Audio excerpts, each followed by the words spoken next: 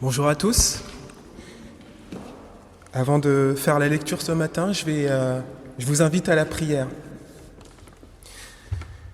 Seigneur, nous voulons te remercier parce que tu es notre Père, tu prends soin de nous, tu nous bénis chaque jour et tu nous nourris, Seigneur, aussi spirituellement. Ce matin, nous voulons écouter ta parole, recevoir ce que tu as à nous dire et la garder dans notre cœur afin de la mettre en pratique. Aide-nous par ton Esprit Saint, permets que nous puissions être attentifs et à l'écoute, Seigneur, de ta parole qui est la vérité. Amen. Donc la lecture de ce matin se trouve dans le psaume 63. Je vais lire des versets 1 à 8. Psaume de David, lorsqu'il était dans le désert de Juda. Ô Dieu, tu es mon Dieu. Je te cherche, mon âme a soif de toi. Mon corps soupire après toi.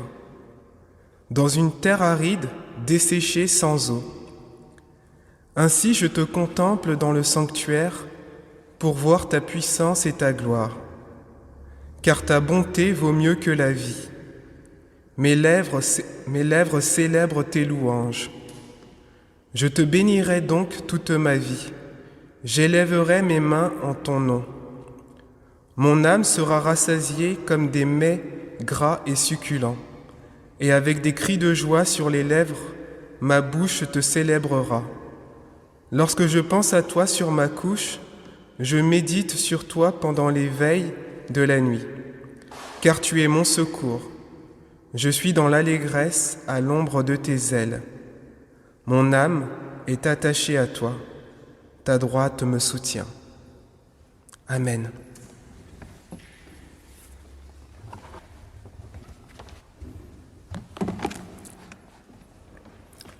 Dans ce psaume, il est dit que David soupirait après l'Éternel. Tout son être était tourné vers celui en qui il avait mis sa confiance. Il avait soif de Dieu, de sa parole. Il le cherchait comme on cherche de l'eau dans le désert. Il n'avait de cesse d'adorer Dieu de tout son être, persuadé qu'il était de sa gloire et de sa puissance.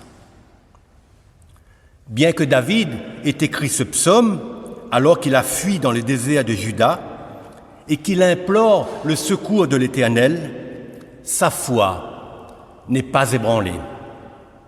Il se sait à l'abri, à l'ombre de ses ailes.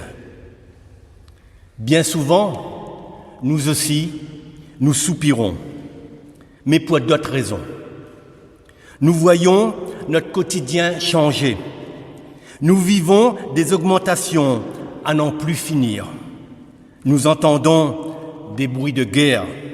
Notre quotidien est donc perturbé par tout cela. David aurait eu des raisons de soupirer, car il a dû fuir, aller au désert, être confronté à la soif et à la faim, à l'angoisse et au manque de sommeil. Et que dire de l'inconfort de son lieu de vie, des grottes. Mais ces soupirs ne concernent pas sa personne, sa vie. David soupire après Dieu. Sa soif et sa faim sont étanchées par la présence de Dieu et la confiance que Dieu œuvrera en sa faveur, car Dieu est justice, il est amour. Dieu est un Dieu fidèle qui n'abandonne aucun de ceux qui lui appartiennent. La situation de David est terrible, car c'est Absalom, son propre fils, qui veut le tuer. Dans sa vieillesse, il est obligé de fuir, lui, le roi d'Israël. Devant son fils, il est abandonné.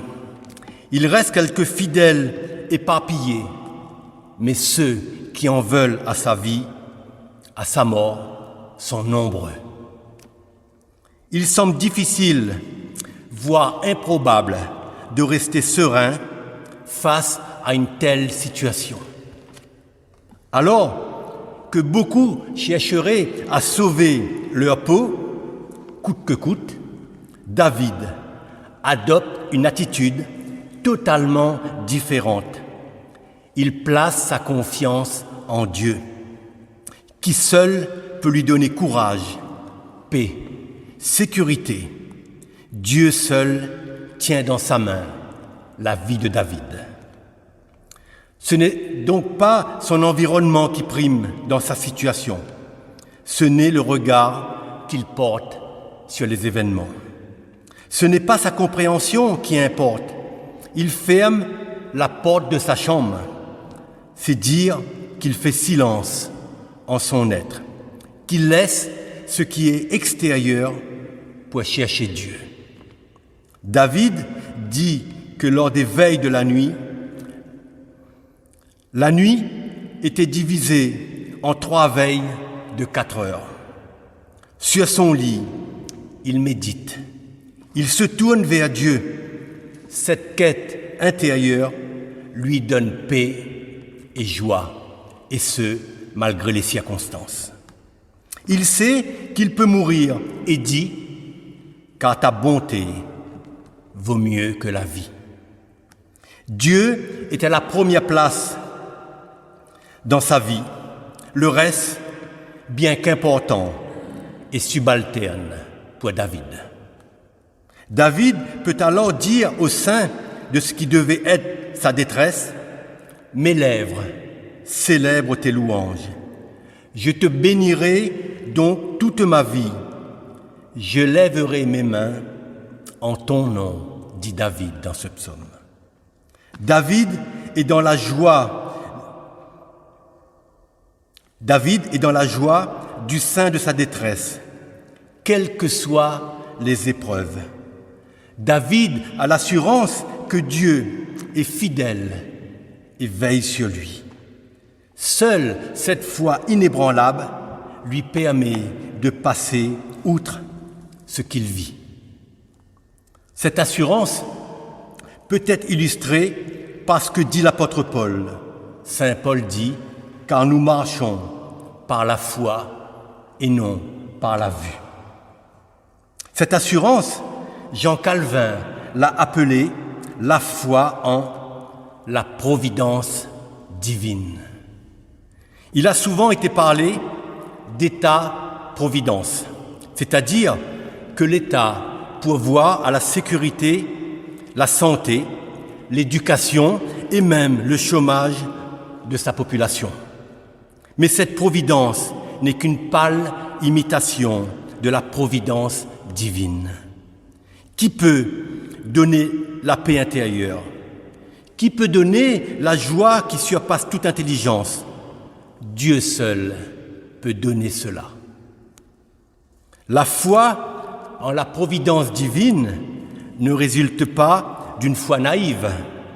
C'est une foi qui a son fondement en Dieu.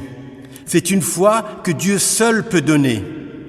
Cette foi est réaliste et sait considérer la dureté de la vie du monde dans laquelle vit tout homme.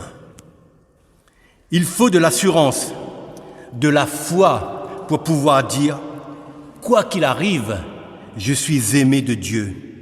Dieu est proche. Il me soutient, il me relève, il m'envoie son esprit pour m'inspirer. Je peux entrer en communion avec lui pour retrouver la paix et la joie de vivre. » Et cette foi donnée par Dieu, qui fait que nous ne sommes jamais séparés de Dieu, quoi qu'il arrive, quelles que soient les circonstances extérieures. Frères et sœurs, si nous avons foi en la providence divine, cela signifie que nous n'avons rien à craindre. Comme l'a si bien dit saint Paul, « Si Dieu est pour nous, qui sera contre nous ?» Mais cela signifie-t-il pour autant que nous ne faisons jamais de mauvais choix? Bien sûr que non. Mais même si nous faisons un mauvais choix, Dieu ne nous abandonne pas pour autant. Toutefois, rappelons-nous que nous sommes responsables de nos choix et que nos choix ont toujours des conséquences. S'il est un fait que Dieu nous pardonne lorsque nous nous repentons avec sincérité de cœur, nos choix, nos actes ont des conséquences dans nos vies.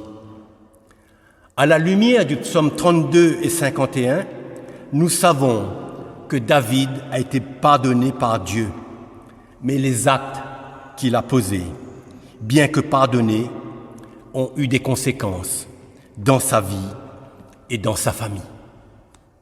Sa fuite au désert devant son fils Absalom est une conséquence de ses choix, de ses actes, de son péché. David est une figure du Christ.